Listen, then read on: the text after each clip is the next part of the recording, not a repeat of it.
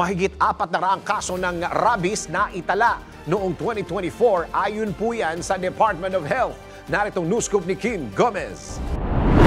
Nakapagtala ng mahigit 400 kaso ng rabies ang Department of Health noong 2024. Batay sa datos ng DOH, nagmula ang 45% ng nasabing bilang ng kaso ng rabies noong nakaraang taon sa kagat ng alagang hayop, kung saan ang lahat ng ito ay namatay. Kaugnay nito, sinabi ng ahensya na patunay ito na 100% na nakamamatay ang rabies. Dahil dito, hinikayat ng DOH ang publiko na iwasan ang paghawak o paglapit sa mga hindi kilalang hayop at pinaalalahanan ang mga pet owner na pabakunahan ang mga alaga taon-taon. Kabilang sa mga sintomas ng rabies ang lagnat, pananakit ng ulo, pamamaga at pamamanhid ng sugat, takot sa tubig at hangin, pagkairita o pagkabalisa, pagbabago ng isip at pagkaparalisa. At yan ang news scoop, Kim Gomez, nagbabalita ng tama, naglilingkod ng tama.